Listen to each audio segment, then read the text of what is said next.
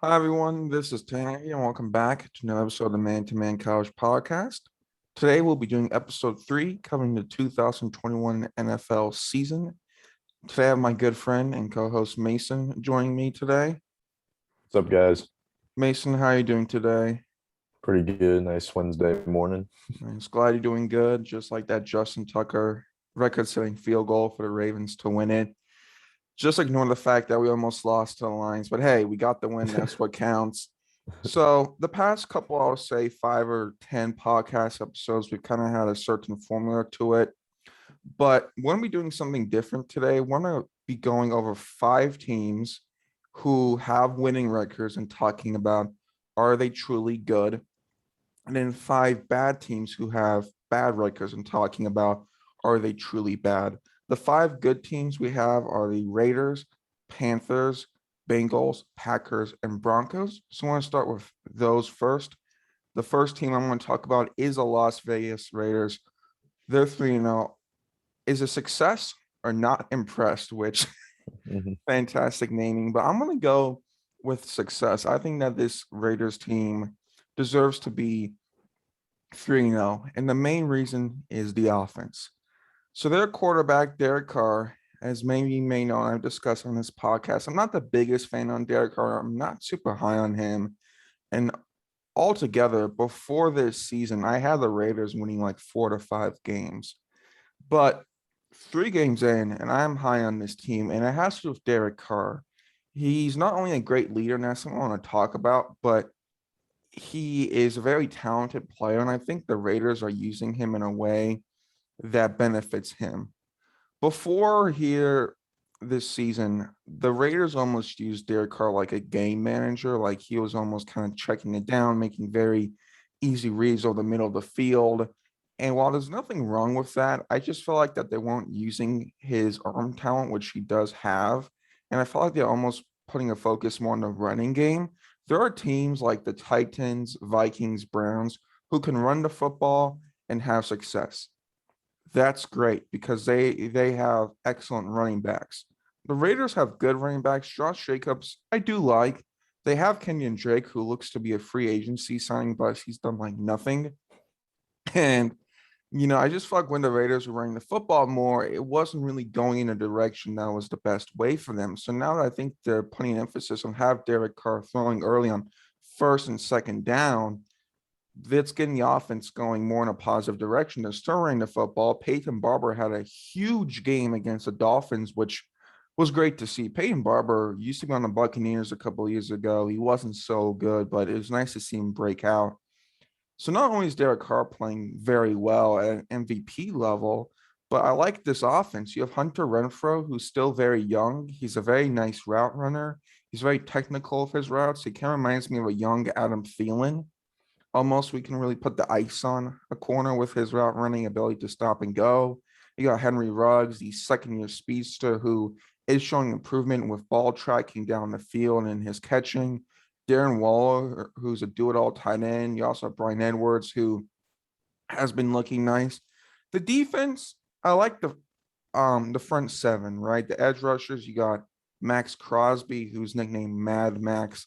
He's just an insanely fast off the edge and can get pressure really well. They also have Yannick Ngakoue, who's bounced around teams for a bit, but I like him with the Raiders because I think they're using him off the edge very well in a place where he can defend the run yet still affect the pass. The secondary, I do have some questions about. I sometimes think that they're not as physical, and they play a team. The Raiders play the Chargers this coming Monday, which I'm excited for. I think that'll be a great game. But how are they going to do against physical wide receivers like Keenan Allen and Mike Williams?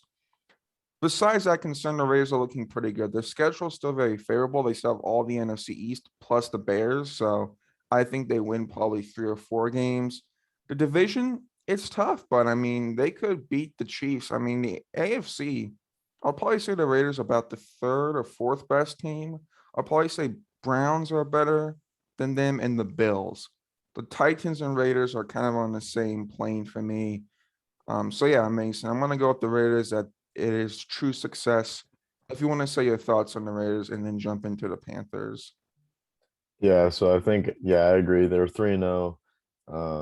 They beat the Ravens, which was an impressive win. They beat the Mhm. Steelers, which was another impressive win, and then they beat the Dolphins. All three teams had 10 plus wins the previous year, which is a really good start for them. And I think a lot of that has to do with Derek Carr. Mhm. He's like leading the league in passing yards by like a good stretch. No one's even like really close to him right now, and he's just been on fire. It's kind of like I think it's him and Gruden kind of meshing together finally. It took 3 years, but they're definitely starting to work now. Better late Um, than never. yeah, no, I'm definitely impressed with this team. I'm mostly impressed with Derek Carr. He's taking another step in kind of like his 2016, 2017 year when he was kind of an MVP candidate. He's kind of becoming back into his form.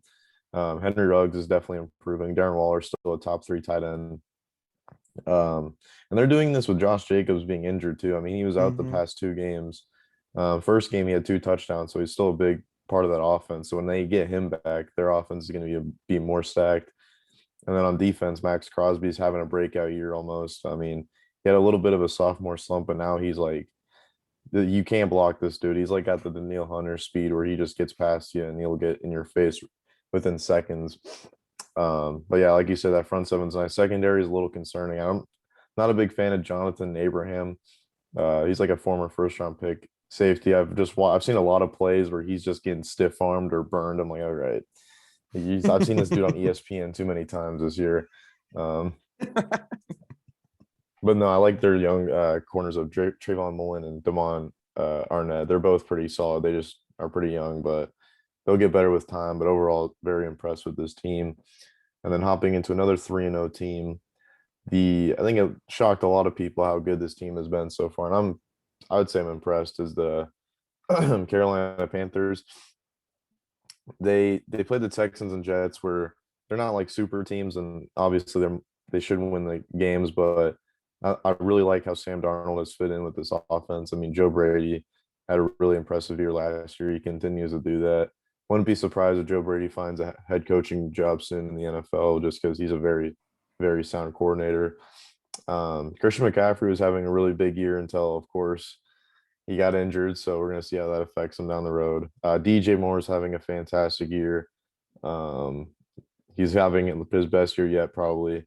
Robbie Anderson's kind of taking a step back almost, which is kind of weird because I thought him and Darnold would kind of like connect more from that New York days, but seems like Darnold really likes DJ Moore as his main target. Terrence Marshall, the rookie, he's been pretty nice. Not used a ton so far, but a nice like number 3 option for him. And that defense, Hassan Reddick and Brian Burns, we talked about a lot of this in the offseason, but they're living up to the hype as a young pass rushing duo. They're going to be really good this entire year. Hassan Reddick's probably going to get a big extension this offseason, probably from the Panthers. JC Horn was playing so good, and then he unfortunately broke his foot, so he might be out the rest of the year, which is so unfortunate because he was absolutely balling out. Dante Jackson, not a lot of people talk about him. This dude's like a athletic freak. Like you'll try to throw the ball over him and then he'll like jump 40 inches in the air and knock the ball away. It's absolutely ridiculous. But no, I'm really impressed with this team. It's a young team. I think they're going to lose a couple games that they should win. Um, but overall, I'm really impressed with how they're playing. Yeah, I like how you mentioned Dante Jackson because when he was drafted in 2018, he was playing at like a really high level, and then he kind of slumped for the past 2 years or so. So it's nice to see him playing well. Also, Shaq Thompson, when Luke Kuechly retired about 2 years ago, that was just a big hit that really devastated a lot of Panthers fans. And I think Shaq Thompson's done a good job filling in. I'm kind of in the middle of this. The best part of this is Sam Darnold looking great. Not only is he making really great decisions, he has elite ball placement. He's also athletic, which is something we've never really seen. I think those three factors are good to see. I'm just interested to see how this team deals with the adversity they have with the injuries, right? A lot of teams who have won and success recently have had to deal with injuries, like right. The year the Chiefs won the Super Bowl about 2 years ago, Mahomes was injured for like a 4 game stretch, and then the year the Eagles won the Super Bowl, Carson Wentz was out for the postseason. We all know how that one with Nick Foles coming in, but I'm just interested to see how the Panthers deal with this. And I think that they will be a playoff team this year.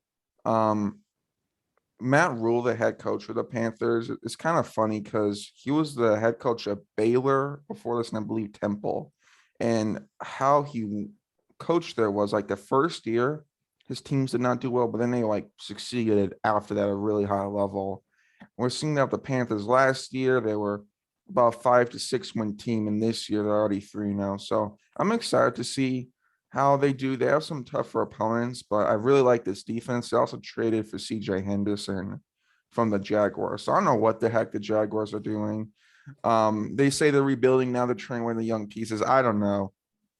Poor Trevor Lawrence, save him, please. But moving on, want to go from one big cat team to another. I have the Bengals who are 2-1. I think that this team, I'm gonna lean towards success with them. The main reason is Joe Burrow. He is playing really great. There's this one play on Sunday. It was the Steelers game, which the Bengals won. And it was like, I think it was 2nd and 5 at the Steelers, like 10-yard line. The Bengals are driving, and it's empty set for Burrow, meaning no one's besides him. It's just everyone's out wide, and it's him in the backfield. And he sees that the Steelers are spread out, and he decides that, oh, they're playing man coverage. He goes up to the line, he calls an audible Peyton Manning style, and he calls his own number, basically meaning he keeps it on the quarterback draw. He gets the first down. I'm like, okay, great job. And then they hurry up to the line, and then the next play, he has like a crossing route open over the middle of the field with his tight end. And if he threw it, probably get a first down, maybe a touchdown, but he waits and goes to the back of the end zone with his end route. And I believe it was Jamar Chase who caught a touchdown there. So that really showed for me the high level thinking and processing of Joe Burrow. Besides that, the offense is good. Joe Mixon is consistent. Let's go. He's having more than one good game a year. Jamar Chase is really playing great, which I'm glad. I'm glad that he's doing well. He seems to have that like nice mix of speed, but yeah, kind of deep threat ability catching. Kind of reminds me of Stephon Diggs a bit. And the defense is playing well. They've been a pretty nice unit. The defensive corner, his name is like Lou and no Rumo. He's been with the Bengals for like a couple of years now, but this unit's playing well, and it's weird because the Bengals had a lot of people leave, right? They had like Carl Lawson, William Jackson leave this offseason. But I wonder if, in a sense, maybe having some new faces on the defense helps. So I want to go success. They're 2-1. They beat the Vikings and Steelers. Those are two teams who are not easy to beat. Well, Steelers, I don't know, it depends, but I don't know. I'm gonna go success for the Bengals. I've been really impressed with them. Mason, if you want to say your thoughts on them and then go into the next team. Yeah, more of in the middle, leaning towards success on this one. I just the one reason I'm not like totally impressed by them is just because that Bears loss was pretty bad. And the Bears, we're not going to talk about them today, but they have been really bad this year offensively, and even defensively, they have not lived up to the hype. That team. I mean, Khalil Mack's having a really quiet year. Their secondary is getting burned every second. So that loss really scared me. Joe Burrow threw 3 straight picks that game, which happens obviously, but that's why I'm not totally on the success route, just because the Steelers I think are a good team, but I think Big Ben is washed. I think it wasn't that hard of a victory. And then the Vikings game, I think luck was a little bit on their side that game, just because the Vikings have horrible luck with their kickers and coaching staff. But Joe Burrow, yeah, he's been pretty impressive in those 2 wins. I mean, I've said it ever since he came out of college. He's like looks very professional. The way he handles things. Like Justin Herbert has all the talent, but there's some times where he gets a little too under pressure and kind of just makes mistakes. I don't really see that much with Joe Burrow. Same with these other quarterbacks, like Daniel Jones. He's in his 3rd year. He's not that typical professional quarterback who's like always calm no matter what happens. Like Joe Burrow is that guy, and you want a quarterback like that, like the Peyton Mannings, Brady's, and Aaron Rodgers of the world. I'm not saying he's going to live up to that, but if you look at all of them, they're always going to be calm, professional in the way they play, and it works out for them. So I'm really impressed with them. Joe Mixon finally playing consistent. He's got all the talent in the world, just needs to put it together. Jamar Chase, offensive rookie of the year. I'm calling it. He's absolutely balling out. T. Higgins also having a pretty big year. Tyler Boyd, he's kind of become like the deep target only. He used to be like the every catch guy. Now he's kind of becoming like the deep guy. T. Higgins is more of that intermediate, medium catch guy now. Jamar Chase is just he's gonna catch whatever he wants pretty much. The defense, yeah, the defense has been pretty good. Jesse Bates has been playing really solid. I forgot their linebacker Logan Wilson just had a huge game. I think he won AFC Defensive Player of the Week. He had like 14 tackles and 2 picks. Dude was a monster. Hopefully, that's someone that they can build around on that defense. But yeah, those 2 wins are really good. Just need to see a little more consistency. Yeah, I like how you mentioned the Bears. Like the offensive line, talking about them on this podcast isn't going to be non-existent. But yeah, I forgot to mention Logan Wilson. He played pretty well. He didn't win AFC Defensive Player of the Week. That one to Myles Garrett, but this Bengals team is showing growth, and I wonder what it is because last year was like, I don't know, but the coaching staff seems to have turned it around. I like how you mentioned the professionalism, and I wonder if Joe Burrow, maybe him coming back because he had a really bad, injury last year. I wonder if him coming back motivated his team to perform better. I don't know, but it's neat to see. So yeah, happy about the Bengals. They play the Jaguars, which is gonna be fun to see Joe Burrow versus Trevor Lawrence. So yeah, Mason, if you want to go into your next team. Yeah, so the next team is the Packers. They're 2-1. Had a horrible loss to the Saints week 1, but then they turn around with 2 wins. But honestly, I'm kind of in the same boat with the Bengals. I'm kind of in the middle. I'm honestly leaning a little bit towards unimpressed because I feel like this team has a lot more potential than it's showing at the moment. Devontae Adams finally had a good game week 3. Aaron Jones has been balling out. He's been the best player on that team, I'd say. He's been absolutely killing it. And he had a monstrous 4 touchdowns against the Lions. But I mean, if we just go week by week 1, I mean, it was absolutely an embarrassment. I think you can ask anyone that. 38-3 to any team. I don't care who it is. You shouldn't lose like that, especially with a team that's titling themselves the Last Dance. And then in week 2, it was a close game with the Detroit Lions up until that 4th quarter. And I know the Lions aren't some pushover team, but they're also not a very good team. I mean, they're 0-3. Dan Campbell's, I really like him as a coach. I think he's doing a really good job. But I mean, the Lions just don't have talent, and they're a brand new team working together. There's no reason why you shouldn't blow the doors open on them in Green Bay, especially after a terrible loss. And then week 3, I think they're lucky that they escaped with a win in Santa Clara because Aaron Rodgers put together a fantastic game-winning drive. But I mean, they got so many breaks. Like Jimmy Garoppolo had one of the worst fumbles in NFL history. I mean, I don't have no idea what that was. I mean, absolutely embarrassing by him. But I mean, the 49ers were they're banged up a lot. I mean, they had like no running backs. Jimmy Garoppolo was making a ton of mistakes, and you guys barely escaped a win. I mean, I don't know. I just feel like I expect more. This defense also hasn't been impressive at all. The only one who's been good is Jair Alexander, really. He's been the only consistent one. Zadarius Smith has been a little quiet. Kenny Clark has been pretty good. He's always going to be a monster in the middle of that offensive line. But yeah, other than that, I mean, it's just like I feel like Rodgers has been playing okay. I mean, he's had the past 2 weeks have been better. Devontae Adams, he hasn't been the Devontae Adams we know.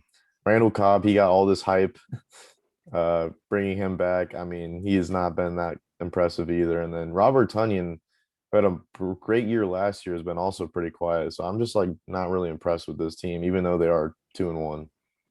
Yeah, I agree with you, Mason. Randall Cobb, there was so much hype about that coming into the season, the reuniting with Rodgers, and it's been like, yeah, he had like 1 target, 0 catches this past game. I don't know. It's just I was like, okay, cool, he's back, but he's to the point where he's not who he used to be. I'm gonna go not impressed. the Packers defense is just Jarrell Alexander's a top tier corner. I hope he gets more recognition. But besides that, like the pass rush has been nice, not elite. The linebacking core still has some issues.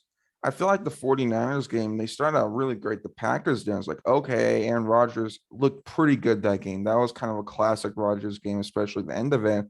But the 49ers almost kind of came back and won, even though they had mistakes. And I was kind of telling a bit. I do think that this Packers team will win double-digit games, but I don't know if they're going to be kind of this team that is like really difficult to beat. They play the Steelers this week. I think they win that. Then they play the Bengals the week after, which is going to be very telling. And the Packers have some games late. They have the Chiefs, Seahawks, Cardinals, Ravens, Browns. We'll see how they do with those games.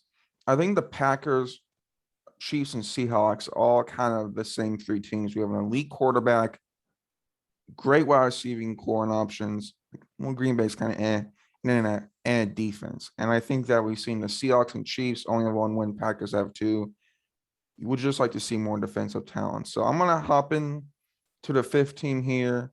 We have on the list, if success or not impressed, that's the Denver Broncos.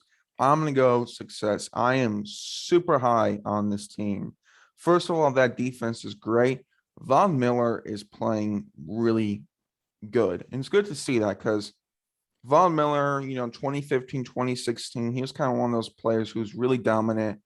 And, then he was quiet. It's like, is the age of Von Miller done? But he's playing great. He's getting after the quarterback. Bradley Chubb is out. I believe for it's either like 10 weeks of the season. It's a long time.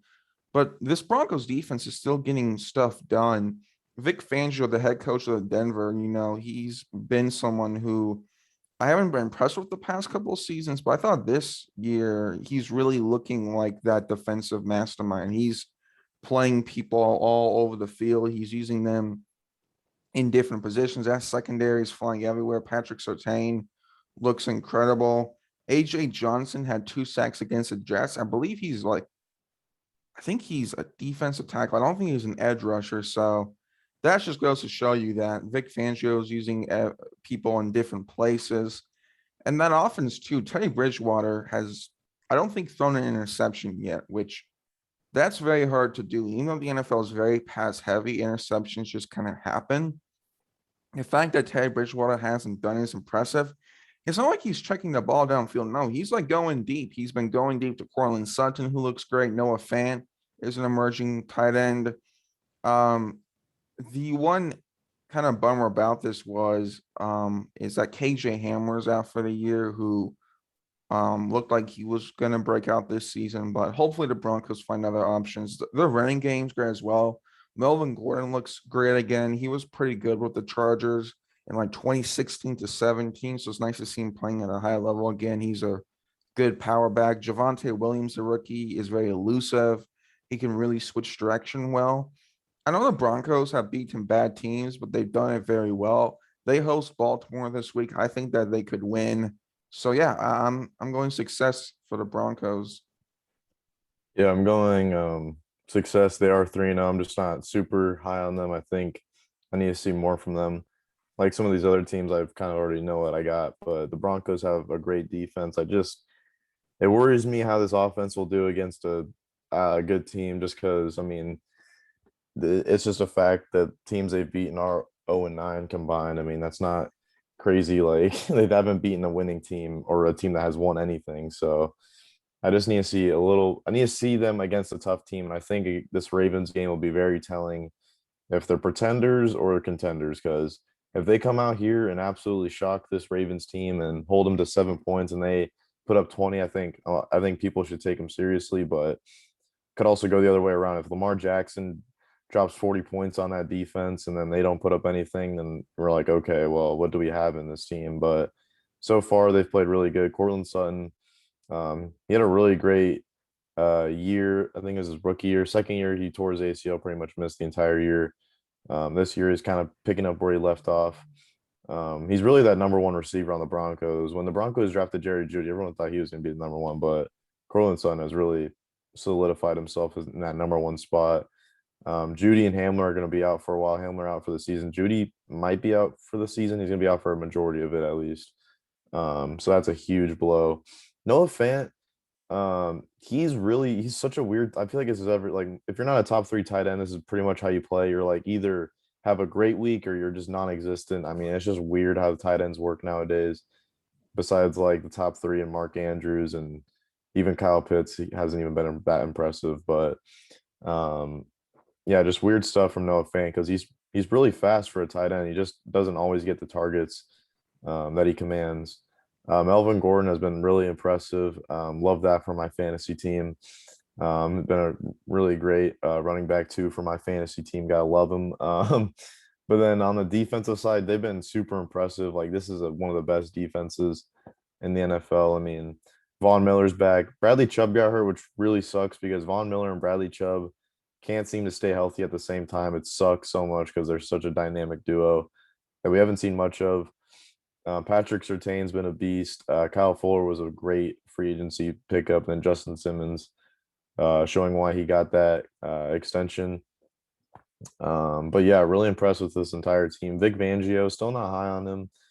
I think he's bringing a lot of great defensive schemes and versatility to that lineup, but I'm not sure. I have to see what he does against like a better coach because I just want to see him go against a better coach because usually if you're a bottom tier coach, you'll get out coached by the other coach, and it's pretty obvious during the game. But yeah, really, I am impressed with this team so far. Yeah, I agree. It sucks about Von Miller and Bradley Chubb. It's like, oh, it's like this dynamic duo, something like Batman and Robin. Now it's like if Batman always had like a leg injury or something. It just has not been, um, you know, that great. Bradley Chubb has also been very underwhelming, to me. He was a top, I believe, 5 draft pick, and he just has not looked like that. Even when him and Miller are both on the field, there's nothing exceptionally great about Bradley Chubb. He's a nice player, but I'm very low on him, and I also am in the minority with that. But I'm gonna go with that. So, um, originally we were gonna talk about 5 bad teams and if they're bad or not, but we're actually gonna pivot here because this morning Richard Sherman got signed with the Tampa Bay Buccaneers a 1-year deal. And it might just look like, oh, cool, Richard Sherman's coming back. But this Buccaneers team is 2-1. And they lost to the Rams. They didn't look that good. The defense struggled. So Mason, what's your thoughts on Sherman to Tampa Bay? This Buccaneers team is looking like the ultimate like fantasy Madden ultimate team. Does he fix the secondary issues? And are you concerned about Tampa Bay at all? Um, I'm not super concerned with the team. I mean, they lost to probably the best team in the NFL, so I really can't hold that against them. At the end of the day, the Rams or the Buccaneers, one of those teams had to come out as a loser. And at the end of it, I would have thought the same about each team. I think they're both really good. Um, I think the Buccaneers offense, I really don't have much concerns for them. Sometimes people just have off games. So Brady still had a really good game. Gronk, he got injured. I don't know the severity of it. Hopefully it's not too serious, but he for some reason he's looking like vintage Gronk all of a sudden. Mhm. He really wasn't like that last year, but this year he's been an absolute stud. Um, Receiving core has been great, but the run game is the only thing that concerns me. And it's like they have Leonard Fournette and Ronald Jones, who are not bad running backs when you know how to use them. But Bruce Arians, coming from a Cardinals fan, this dude does not run the football as much as he should. There's a reason why like Carson Palmer and uh when he was with the Colts, Andrew Luck had all these picks is because he's always airing the ball out. Even Tom Brady had a decent amount of picks for Tom Brady status last year. So yeah, there's a reason why all these quarterbacks throw a lot of picks. It's because he always airs out the ball and never really takes off the pressure from the quarterback and gives it to the run game. But talking about the defense, I really don't think this Richard Sherman signing's that going to help him too much. I don't think Richard Sherman is the Richard Sherman we think of when we think of Richard Sherman. Weird sentence, but he's 33 years old. He's in good shape, but I mean, his Achilles injuries have really taken a toll on him. I mean, you looked at him last year; he is so slow. He cannot play man. He will be good in like their zone schemes for sure. If they run zone, a lot more if they throw him in the zone packages um, with Carlton Davis, who can alleviate that pressure playing man, and Antoine Winfield kind of playing behind him. I think that'll be good. But other than that, I really don't like um, him playing anything else, honestly, because you're in a division where you line him up on DJ Moore or Robbie Anderson are probably going to burn him. Um, and same with even the Saints receivers they have really quick receivers. Falcons, I mean, they have Calvin Ridley, but the Falcons suck, so that really doesn't matter. But if they want to play up to their standards, I think they just need more consistency from that secondary for sure. And I know they signed Richard Sherman, but I just don't think I really don't think it's going to change too much just because he's 33. He has Achilles injuries, which absolutely kills the cornerbacks position because that really affects how you can move again. You're definitely not the same player you used to be, but I'm not too concerned about this team. I think they had these kind of games last year where they didn't look too great, but then, as we all know, they won the Super Bowl. So I think they'll bounce back from this loss. Yeah, I like how you mentioned about going zone because that fits the Buccaneers very well. Because zone, you have the linebackers kind of patrolling the middle field, and you have Levante, Darren, Devin White, who are both really great. So I think that zone would work well. Man coverage, if you put Richard Sherman, like you said, in that division against teams like the Saints, Panthers, and Falcons, Richard Sherman's going to look like the Falcons secondary if he plays in man. I think that that secondary cornerback wise is very young, and I think having someone like Sherman will be a good mentor. I'm just interested to see how he does, and I'm happy for him because for those who don't know, Richard Sherman had some issues about a month or so ago off the field, so I'm glad he's getting another chance. It'll be unique to see how it goes, and he's someone who I feel like that, yeah, he might not be the fastest corner, but he still has that big play mentality. And I could see an instance where if the game's really close, he could still make a big play. I think he has that capability. So it's cool. This Buccaneers team is looking crazy. You have Antonio Brown, Richard Sherman, Tom Brady, Rob Gronkowski, Mike Evans, Chris Godwin. I mean, if you were to tell someone about this team in like 2014, they'd be like, "What?" And the fact that it exists is really cool. All we need is for them to sign like Todd Gurley or Adrian Pierce, and we're good. Oh no. So that's going to take us into the week 4 previews. Talking about the Buccaneers, we have the big game, the Buccaneers versus the Patriots, one of the biggest matchups of football. Probably going to be one of the most watched games in NFL history. Tom Brady going back to New England. I don't think the game's gonna be that close. I really don't think so. I think that the final score will be something like 35-23, Buccaneers winning. I like Mac Jones so far, but he struggled last week against the Saints and now, against this Tampa Bay defense. I don't know. I think the game's going to start off pretty good, and I think the first half is going to live up to the hype. Then I think it might be more of a one-sided game. I really don't see the Patriots winning this game. I don't think they have the firepower and players to keep up with Tampa Bay. New England really likes to dominate the clock and throw some short to intermediate passes while Tampa Bay likes to go deep. And I think just the Buccaneers have the defense to beat the Patriots. So what do you think about this game, Mason?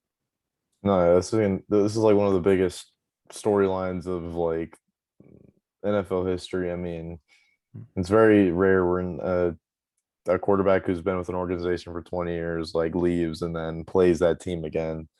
Um, I think my theory is Bill Belichick has been scheming up a game plan for like 8 months now about this game ever since he knew about it. So I feel like maybe he's got something up his sleeve. Who knows? Maybe he signs Cam Newton for a game and lets Cam Newton run it a bunch. But no, all jokes aside, I think this game will actually be pretty good because Stephon Gilmore, actually, he's not playing. Excuse me, J.C. Jackson in that secondary, Devin McCourty lining up on that Buccaneers receivers. I think that'll be a really fun matchup to watch. But yeah, like you said, I think the first quarter will be super intense. The crowd will probably be going insane. But then probably when we get in that third or fourth quarter, Tampa Bay will probably be pulling that game away. I think Tom Brady is going to go absolutely insane, just because him and Belichick will never admit it, but they have some issues clearly, because there's no reason Brady would have left if they didn't have some front office issues with Belichick. I mean, Belichick wanted to keep Garoppolo over Brady. Dumbest thing ever. I don't know why you do that, but yeah, Belichick wanted to do that. Brady obviously was not happy about it, and Brady is more than likely, unless he has a horrible game, he's gonna break the passing yards record in New England. Like, that's just like, you can't make that up. Like, I don't know if the schedule makers were like predicting his stats and like, all right, week 4 he can break the record. Let's throw him in Tampa or New England. But like that thing like colliding with each other, that game and that record colliding in New England, not like in Tampa Bay, is absolutely ridiculous. But I think it's gonna be a great game. I think the crowd is gonna go absolutely insane. I bet the tickets for that game are ridiculously expensive. Even if the game isn't close, it's still gonna be super fun to watch Tom Brady back in New England, and how Belichick responds to that. Yeah, it's gonna be crazy. I thought this is one of those games, like whenever an NFL highlight reel gets uploaded to YouTube, usually check back a day later. I could see it's like having 2 to 3 million views in like 6 hours or so. I think it's gonna be a crazy event, one of the most watched games of NFL history, and for good reason. It just lines up well because the NFL rotates on their schedule, especially with these NFC, AFC games, because the Bucks are NFC South, Patriots are AFC East. It's every like 4 years. So the fact that it lined up here, it's just really great. Other games we have, I'm excited for this Browns Vikings games. No one's really talking about, but both teams kind of run this outside zone play action. I think it'll be fun to see. I have the Browns winning, but I could see it going either way. Plus, you have Kevin Stefanski returning back to Minnesota. So I don't know. I'm going Browns, but the Vikings, they're only a 1-win team, but they've played some pretty close games, and I could see this one. It wouldn't shock me if Minnesota won because Kirk Cousins, he's been playing at a top tier level. I do want to shout him out. He's been playing pretty great. Yeah, I think that game looked pretty good. I think this is like a must-win game though for the Vikings, just because you really don't want to fall to 1-3 um on the year. And if they get this win, it's gonna be massive for them though, because they'll be back at 500. Then they won't feel like they're in a big hole that they have to climb out of. And I think this is also a must-win game for the Browns, because you really don't want to fall 2-2 in that division, Mhm. because I really feel like that division is up for grabs between the Browns, Ravens, and even the Bengals, not the Steelers. I'm sorry, Steelers fans. I have no faith in your team. I'm gonna say it again. Big Ben is washed, but yeah. But this Vikings team has been really impressive. 2 heartbreaking losses, back-to-back weeks, Bengals and Cardinals, but they finally pulled it out against the Seahawks, who they pretty much dominated that entire game, without Dalvin Cook too. So really impressive. Adam Thielen and Justin Jefferson. Last year was kind of the Justin Jefferson show. The year before was Adam Thielen show, but now they're kind of like combining together in Justin Jefferson's second year. Really cool to see. Irv Smith Jr. Where are you? Kind of non-existent this I season. think he's hurt. He Yeah, was but out for the before year. he was hurt, he was pretty non-existent. Oh, Yeah, but they kind of like drafted him like Kyle Rudolph, later dude. We got Irv Smith before he got hurt. Prayers up to him when he gets better, but before that, it's like, kind of, where have you been? But no, Alexander Madison had a really good game last week, and the Browns have been really good, so I think this will be a great matchup. yeah, I'm just how the Vikings offensive line does against Miles Garrett, who was just crazy against the Bears last week, getting 4.5 sacks. Other notable matchups, we have two NFC West matchups here. Seahawks 49ers. I know it's the NFC West. I'm just not too excited about this game. For me, both of these teams have not been the most entertaining to watch. Seahawks, I mean, yeah, Russell Wilson's great to see him throw the ball and all, but the defense it's not there. It's like they have the Falcons defense. Um, so I do think, with that being said, Seattle does win. I could see a Russell Wilson come from behind win. The 49ers have not been too impressive to me. Jimmy Garoppolo's been playing fine, not terrible, not great. Devo Samuel's been playing pretty well, and that is neat. But George Kittle, he hasn't been himself. He's had some nice plays here and there. That defense, I don't know. San Francisco, I think this is going to be a big win for them if they get it. I have Seattle. winning though. And I think if they fall to 1-3, that's gonna really hurt them in that division because the other game you have is Rams Cardinals, 2 3-0 teams. Um, I have the Rams winning this. I just think that the Cardinals don't match up too well. Jalen Ramsey, I think, is going to take away DeAndre Hopkins. Aaron Darnold's going to make sure Kyle Murray doesn't run away. So, yeah, those two matchups are going to be very telling for this division. That's been very fun to watch. Yeah, I definitely think Rams take that game. They're just too explosive, I think. I think it's going to be a tall task for any team to take them down. But that Seahawks 49ers game, big game for the Seahawks. They got to win. They cannot go to 1-3 in this division. It's just not going to work for them. And if San Francisco goes to 3-1, that'll be really big for them. It'll be a big game for them. But yeah, I'm honestly Kyle Shanahan has kind of been like really annoying. Like you look at a bunch of 49ers fans, like they're not been too happy with him just because he has like a man crush on Jimmy Garoppolo. And B, he was like basically limiting Brandon Ayuk in the first 2 weeks because he missed a curfew or something. He was just making up dumb excuses why Brandon Ayuk wasn't playing. And then in week 3, Ayuk kind of just like popped off. I mean, he scored a touchdown on Jair Alexander. So don't know why Kyle Shanahan is holding grudges for curfews nowadays, especially in a division like this. I don't care who you. I mean, you look at the Buccaneers. They won a Super Bowl last year. Who did they sign? They signed Antonio Brown. So you got to make some tough decisions to win the Super Bowl. And missing a curfew is not a reason why you should miss games. But no, Deebo Samuel has been fantastic. Trey Sermon, hopefully he kind of gets the ball rolling. He's been injured, so he hasn't really been able to showcase his skill set. Their secondary, talking about both secondaries, 49ers one is banged up, so I can't really hold it against them. It's just how it happens. I mean, Jason Verrett's out for the year again, which sucks. But the Seahawks secondary, I mean, we talked about this before. Their starting corner is Trey Flowers. All I see on Seahawks fans talking about is cut Trey Flowers. And for good reason. The dude he's not bad, but he's probably not a cornerback one. So you can't really blame him too much just because the Seahawks really didn't address that position at all this offseason. It'd been cool if they signed Richard Sherman back. Oh, But obviously they just decided they wanted the flower of gardens. But yeah, no, two good games I think I'm gonna both really pay attention to because NFC West matchups are always super fun to watch.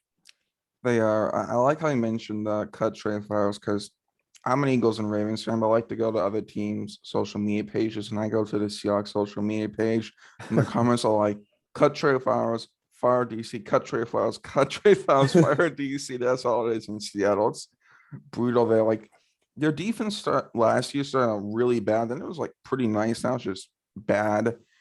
I think it's for the best that Jimmy Garoppolo is the starting quarterback for the 49ers because if Trey Lance started, here would be the reality. He would have a game where he looked pretty good in the first game. He'll have like 3 touchdowns, 1 pick. You're like, oh, it's Trey Lance. Then the next week, after teams have tape on him, he'll probably have like a 2 to 3 interception game. He's still very raw.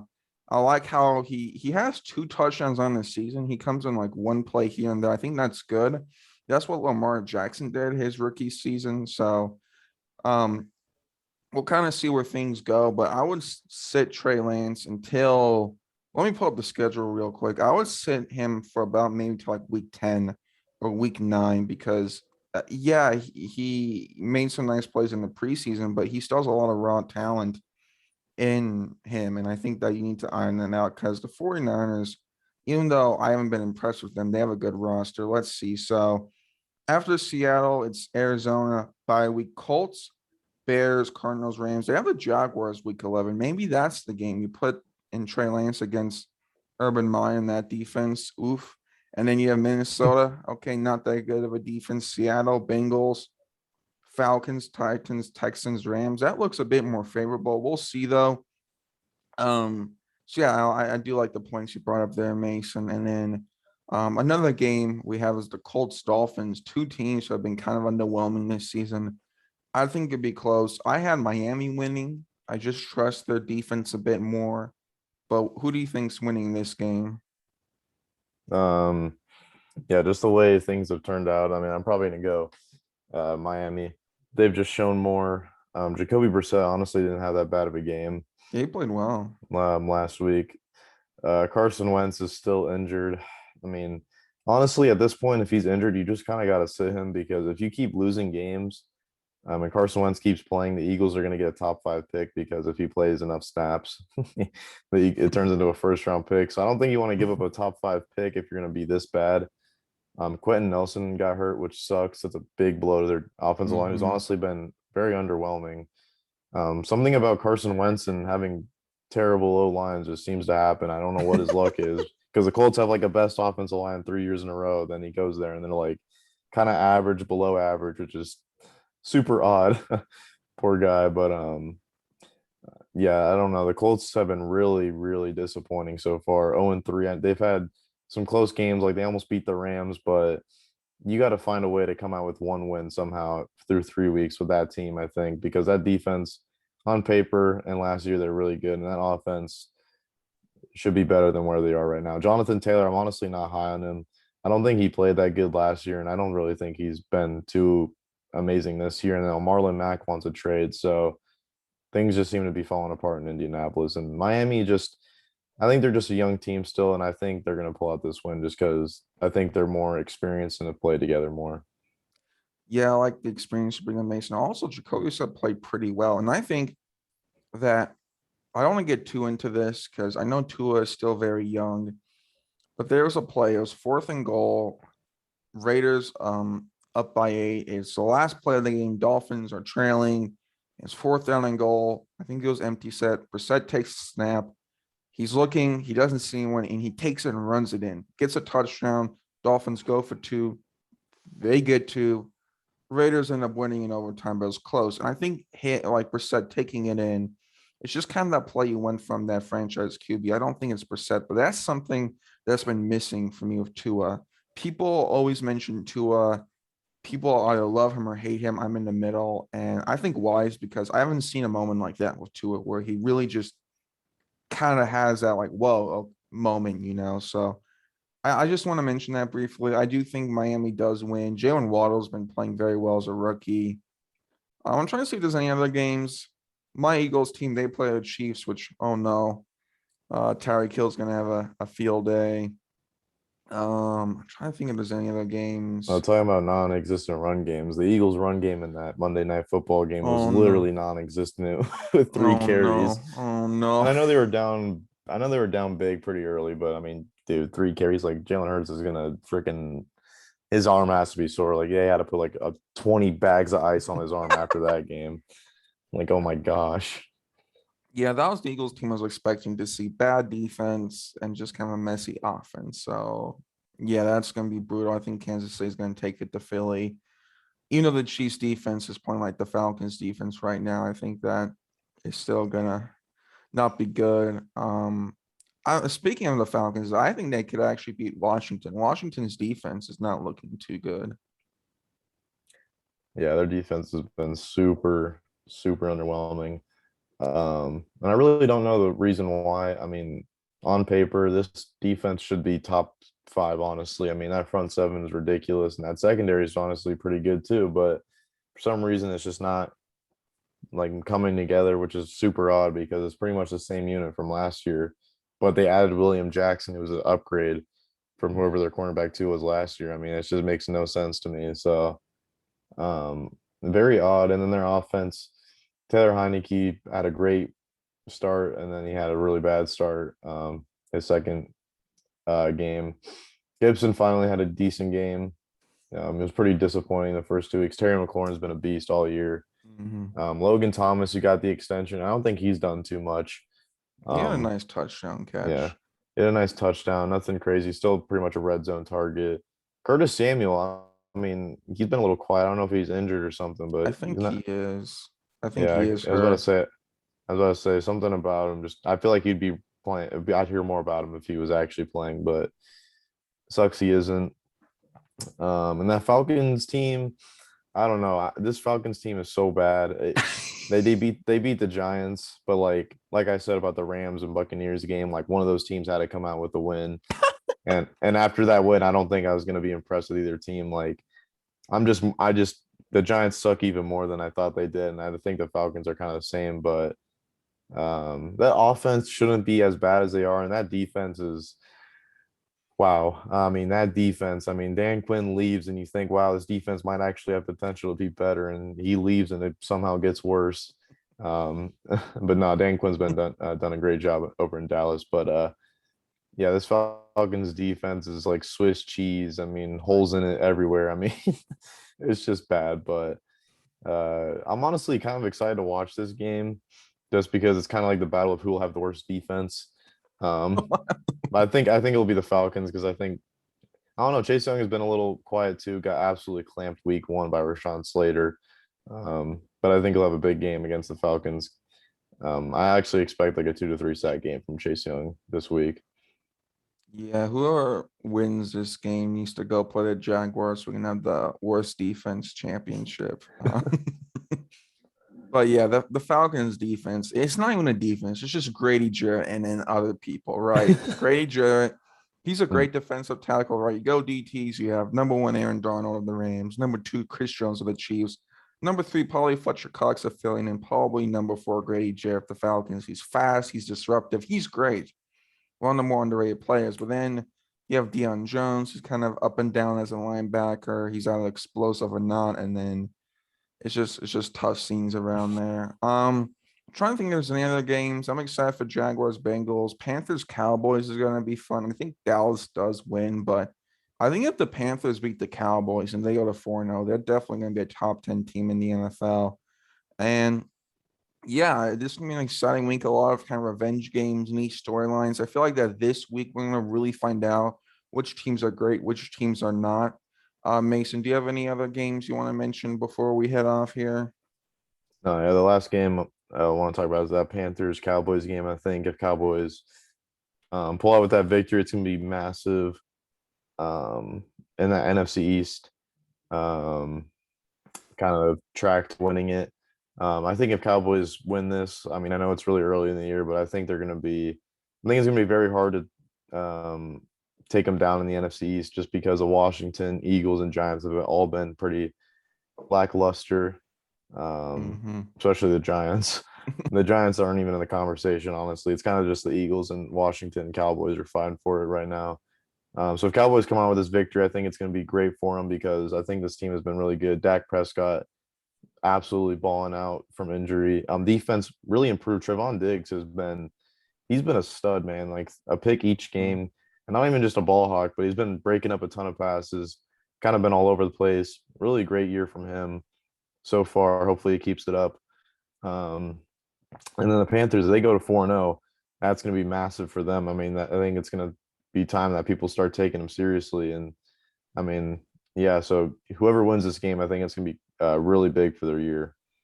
Yeah, I'm leaning towards Dallas, but I agree. Is like I said, gonna be a very telling week. Which that's kind of what I like about the early season. Yeah, some okay, week one, two, three, some fun games, and then week four, you kind of find out. I feel like weeks like one, two, and three are kind of football's back. Weeks like 4 through 7 are kind of like what are our teams, and then like 8 through like 12 is like can these teams stay consistent, and 12 onwards like the playoff, can they get playoff spots? That's kind of how the NFL works. So yeah, whatever happens, we'll be there to cover. And Mason, thank you for joining me, Yeah, thank you. and see y'all for another episode. Take care and have a good one.